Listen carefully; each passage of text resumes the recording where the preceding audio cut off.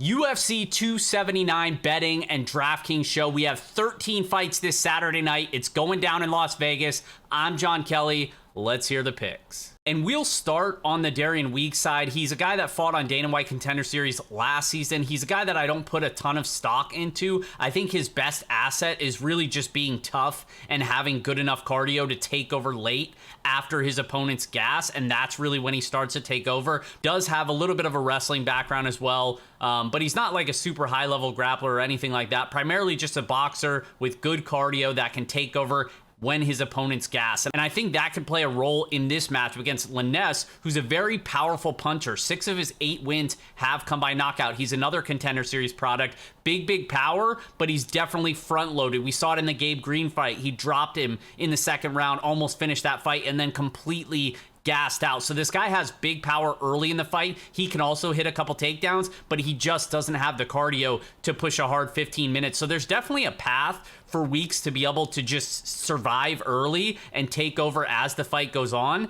Does that warrant him being a favorite? I don't know. I still lean with Liness, even with the cardio concerns, just because I think he's the more powerful striker. So if either guy's going to hurt each other on the feet, I think it likely comes from him.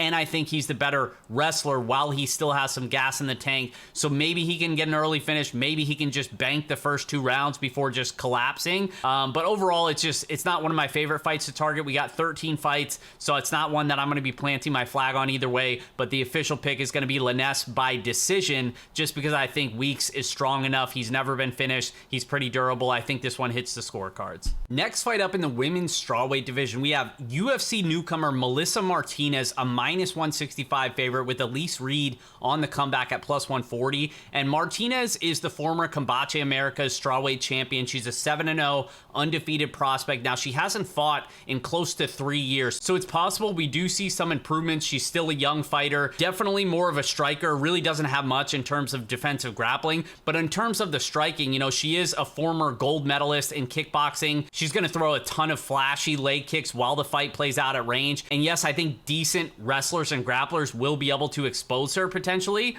But fortunately for her, she's fighting Elise Reed, who is basically a similar version of that. Neither of these girls want to take the fight to the mat. Neither of them want to fight this fight in the grappling realm. So I expect this to be a kickboxing match for 15 minutes. I'm going to lean with the kickboxing world champion in Melissa Martinez, the younger fighter, the one who I think is improving. Yes, there's some concerns about the layoff, but let's be honest, Elise Reed is exactly that, a weaker version, a one-dimensional kickboxer that isn't going to throw as much volume as Martinez, that I think is going to struggle with the kicking range of Melissa Martinez as well. So yes, it's a lot of respect for a lot of unknowns on the Martinez side. So that just makes it an easy pass for me. I think Martinez wins. I think it's an ugly, somewhat low-scoring decision where rounds aren't super clear either way. The official pick is going to be Martinez by decision, but I want no exposure to this fight on DraftKings. If it beats me, it beats me. I'd just be very surprised. Next fight up in the bantamweight division, Alitang Hailey takes on Chad and Hellinger, with Alitang a -170 favorite and Hellinger on the comeback at +145.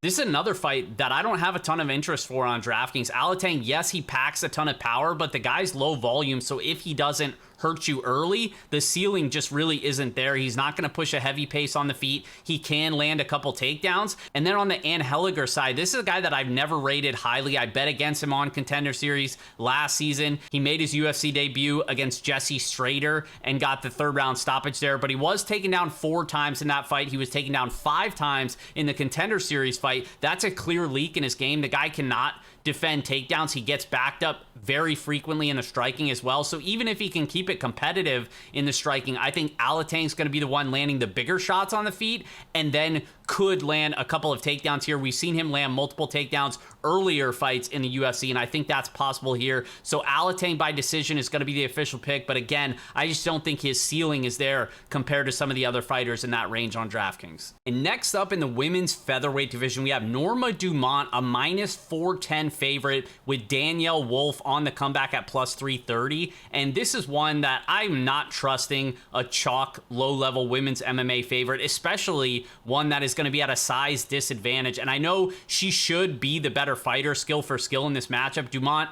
is a low-volume fighter on the feet, but she does pack a little bit of power. She's a decent grappler, but doesn't aggressively look to grapple, only averages 1 takedown per 15 minutes. So she just really doesn't have the ceiling to really pay off that type of price tag in terms of the betting market, but also on DraftKings as well. So she's really just a complete fade for me. And then on the Danielle Wolf side, she's almost 39 years old. She's only had 1 professional fight. That came on Contender Series 2 seasons ago. So she's coming off a lengthy layoff, pushing 40 years old. There's a lot of concerns there, but she does have a credentialed boxing background, 3-time national champion, and a former grappling champion as well. So she does seem to know what she's doing, but honestly, that Contender Series fight, she was a big favorite in that fight, if I remember correctly, and it came down pretty closely. She won at 29-28, but a lot of people didn't think she deserved to win. She got outstruck handedly in that fight, which wasn't great to see. And again, coming off this sizable layoff, the positive thing is that she's going to be the much bigger fighter here. I know Norma Dumont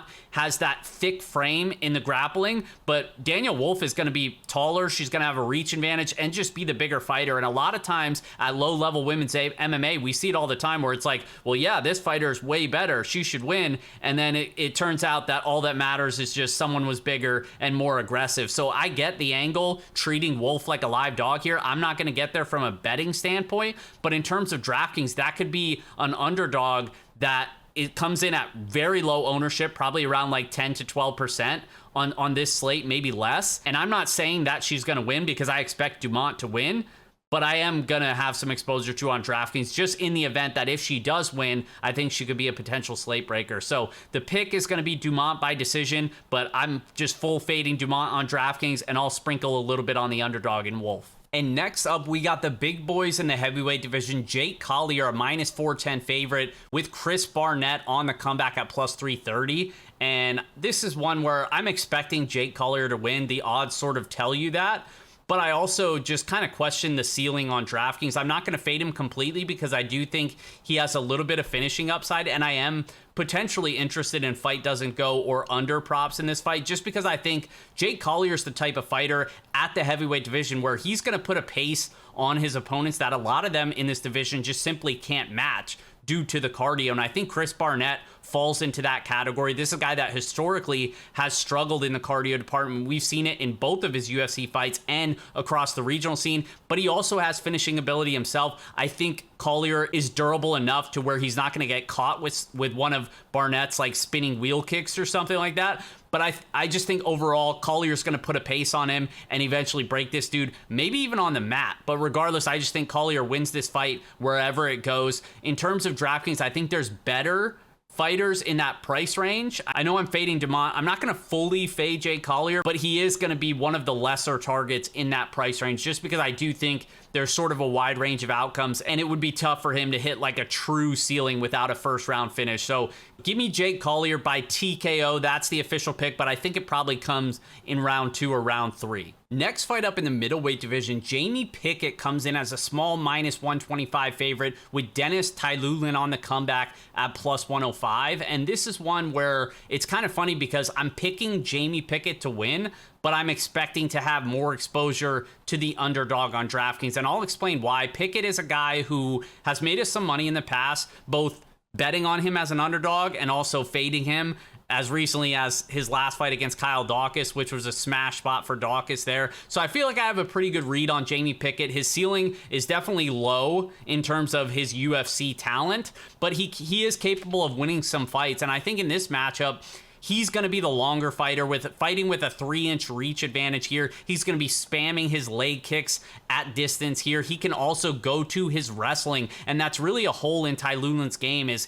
he's just a one-dimensional power puncher. He's got a bunch of wins by knockout, but the way to beat this guy is to take him down and potentially submit him or just control him on the mat. And I don't know if Pickett can necessarily do either of those things, but if I think the striking is going to be competitive, if he can avoid those big flurries from the underdog here and just stay safe in those exchanges and then mix in the grappling, be competitive in the striking. I think we could see Pickett win a decision here. So I get the small favorite price tag. I'm not going to bet him myself, but I am going to have more exposure to Ty Lulin on DraftKings just because I think he has much, much more upside in terms of DraftKings, and he's cheaper. And we know in a victory, it likely comes from an early knockout, and we've seen Pickett kind of get flustered at times when he gets swarmed by his opponents. That Beverly Hills Ninja fight comes to mind where he was able to just swarm him and get him out of there early. So even though I think Pickett probably wins this fight more times than not, I'm basically going to be overweight on the other side on DraftKings. And next fight up, we have Gelatin Almeida coming in as one of the bigger favorites on the card at -675 with the comeback on Anton Turkalj at +500.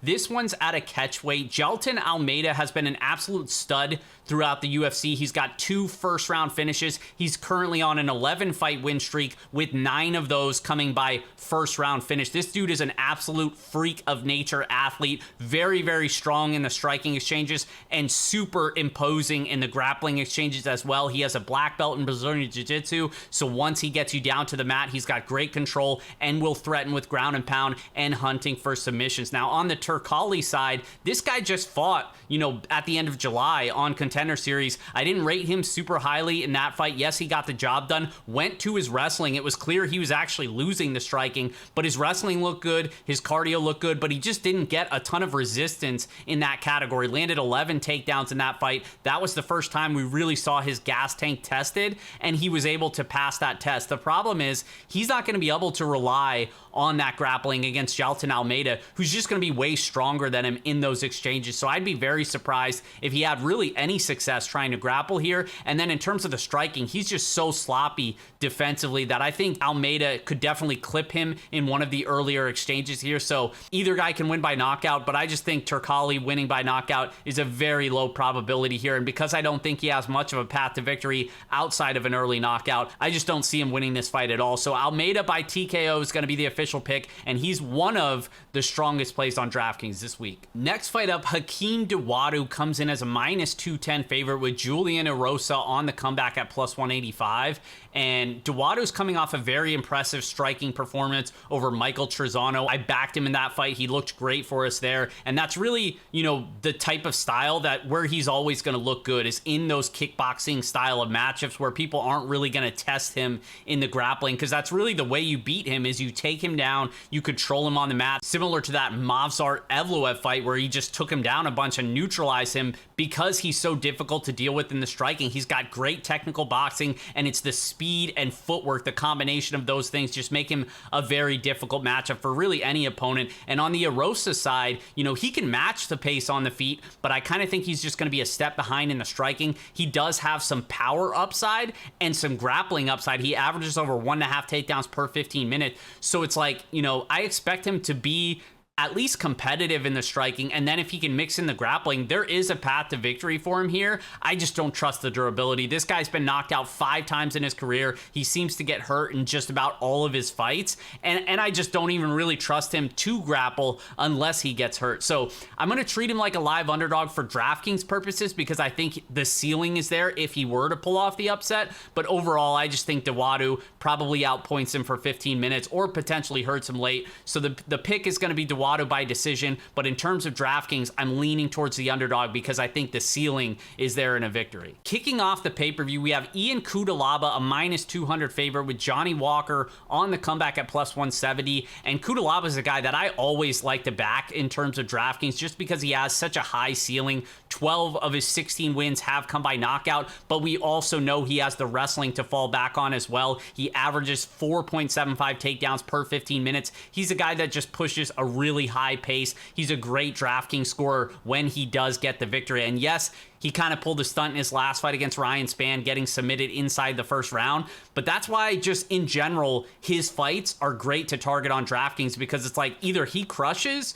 or he can get finished, get gassed out and get finished early, especially in a matchup like this against Johnny Walker, who is a very explosive athlete, who is going to be the bigger fighter and who does have knockout power. Johnny Walker's going to be fighting with a 7-inch reach advantage. We know he'll go for stuff like the flying knees, the spinning back fist and stuff like that. So it's possible that he could catch Cudalaba in one of these exchanges. But overall, I just think more times than not, Cudalaba is probably more live to hurt Johnny Walker. Walker's been knocked out 4 times in his career, some of those being very brutal knockouts, including that last one against Jamal Hill in February. So I like the Cudalaba side. I think Cudalaba wins by knockout, but this is an awesome fight to target on DraftKings. We're kicking the pay-per-view off with a bang. Next up in the women's bantamweight division, Irene Aldana coming off a sizable layoff. She's a -170 favorite with Macy Chasson on the comeback at +150. And Aldana is a high volume boxer. She's got good technical boxing. She's got a speed advantage over a lot of fighters in this division. She's got great footwork, and I expect that to be on full display against Macy Chasson, who's more of a plotter, but she is big for this division. You know, there's a lot of confidence on the Aldana side this week, but I just couldn't get there myself. I'm treating Chasson as a live dog. She's got a lot of attributes that I like in this matchup. The way to beat Aldana is to either take her down and control her or just grind her up against the fence. Don't let her dictate where the fight takes place. She's very good at range. You know, just don't get stuck at range. And Chasson's very good about using her size, bullying her fighters up against the cage. She can control her for extended minutes on the cage like Holly Holm was able to do. Holm also took Aldana down 5 times in that fight. I think Chasson can go to the wrestling here. She averages just about 2 takedowns per 15 minutes. So it's like, yes, I think skill for skill, Aldana clearly a better striker, gonna have the volume and the speed advantage, but the path to victory is clearly there for Chasson. She just needs to get her grappling going, and I think she can win here. So give me Chasson by decision. I'm treating her as another live underdog on DraftKings this week. And up next, we got Big Mouth on the card. It's Kevin Holland coming in as a -195 favorite with Daniel Rodriguez on the comeback at +165. And this is a banger fight. I expect both guys to bring it early in this fight. Both of them typically fight at a high pace. Kevin Holland does have the technical striking background. He's also got a black belt in Brazilian Jiu-Jitsu. Really, his only weakness is his takedown defense. We've seen him at times be able to be taken down and controlled for extended periods on the mat and be out-grappled by people that are just better and more physical than him on the mat. Fortunately for him, I don't think that's going to be the game plan for Daniel Rodriguez. Daniel Rodriguez is a high-volume boxer in his own right, typically relies on his power and his volume over the course of 15 minutes. And the problem with that in this matchup is I think Holland's just going to be a step ahead. I expect Holland to have the speed advantage. He's just great at managing distance in those exchanges. I think Rodriguez is going to be missing on a lot of his punches, and I expect Holland to use that 7-inch reach advantage. He's very long for the division, but he's one of those fighters that knows how to use his length to his advantage. So even though I respect the skills of Rodriguez, I do think this matchup favors the Kevin Holland side. We're going to say Holland by decision is the official pick, and I don't mind the fight goes to decision in the +150 range. I think is available right now, and I think that's going to be a bet for me this weekend. I'm definitely seeing value because I do think this one does hit the judges' scorecards. And up next in our co-main event, Jinglang Li comes in as a -300 favorite with Tony Ferguson on the comeback at +250, and Jinglang Li is coming off a very impressive win over Muslim Salikov where he got the stoppage as an underdog. Looked great in that fight just a couple of months ago. You know, he's a solid, well-rounded fighter. Really no glaring issues in his game, except for the fact that when he's facing better grapplers, it's very clear this guy can be taken down and controlled on the mat. He can also be submitted as well. But fortunately for him, that's not going to be the game plan for El Cucoy here, who's likely just going to be looking to strike with him. He is going to have a 5-inch reach advantage. Ferguson does throw in high volume and still does seem to have a little bit of power. So I think the striking exchanges could be competitive here, but where I have concerns on the Tony Ferguson side is the durability is clearly taken multiple steps backward. This is a guy that made a career on just being extremely difficult to finish and get out of there. And now this is a guy that's been knocked out in 2 of his last 4 fights. He's on a 4-fight losing streak. Yes, the level of competition was simply the best of the best for the most part, but it's just the way that he lost. Got knocked out twice, got completely ragdolled and out-grappled the other 2 times and just never really had a chance. So it's like the fall off in durability, the lack of takedown defense. I think Jinglang Li just has more ways to win here. Do I think the money line is wide? I think it could be. It just really comes down to the decline of Tony Ferguson. Just where is he at? Because I thought at times in the striking department, at least against Chandler, where he did show shades of the old Tony Ferguson, where it's like, this guy isn't a complete pushover unless you can just neutralize him on the mat. And I don't think that's going to be the game plan here for Jinglang Li. So I would hesitate, for people trying to put Jinglang Li in parlays. I'm not going to do that. I'm probably not going to back Tony Ferguson either, just because I do think he's pretty washed. So we're going to say the official pick is Jinglang Li by decision. Hopefully Ferguson is tough enough to survive and make this a competitive fight, but it's just, there's so many question marks. In terms of DraftKings, I just favor more fighters in that price range over Jinglang Li, so I'm not really going to get there personally unless I'm making like 50 plus lineups. So the pick is going to be Jinglang Li by decision, but overall it's just not a fight that I'm going to have a ton of interest for DraftKings. Which brings us to our main event fight, as Khamzat Chimaev, my boy, comes in as the biggest favorite on the card, minus 1050, with Nate Diaz on the comeback at plus 700. And I don't have to spend a lot of time on this fight because I think a lot of us expect this fight to play out in one way, and that involves Khamzat Chimaev taking him down and smashing him. I think Chimaev could land takedowns at will here. Nate Diaz defends at under 50% in the UFC. And yes, he's always got that slick boxing. I just think Chimaev is going to go back to his bread and butter in the grappling. I think he was a little bit timid in the Gilbert Burns matchup. I don't think he's going to be as shy getting involved in those grappling exchanges against Nate Diaz, where I think he's going to be in dominant position, raining down ground and pound. I think he does eventually get the finish. I think Khamzat Chimaev is one of the strongest plays, right up there with Gelatin Almeida on DraftKings this week. We're going to say Chimaev by TKO is the official pick, and I think he smashes Diaz this week. And as always, you can check out fightnumbers.com, where I'll have my DraftKings fighter rankings broken down by salary tier. I'll have ownership projections as well for every fighter on the slate, line movement page, there's fantasy points per minute. It's all completely free at fightnumbers.com. Check that out. If you didn't already, like this video and subscribe, drop a comment. It helps me out a lot. I don't ask for much, but I definitely appreciate that, guys. As always, thank you for joining. Tune in on Saturday for my Best Bets Roundtable show. It's every Saturday at noon on Twitter Spaces at Jon Kelly DFS. And Saturday afternoon at 2 p.m. Eastern, I'll be going live on the Mayo Media Network, specifically talking DraftKings slate, prize picks, underdog picks, whatever you guys want. It's a Q&A session on Mayo Media Network on YouTube, so check that out as well. Best of luck, and we'll see you guys next time.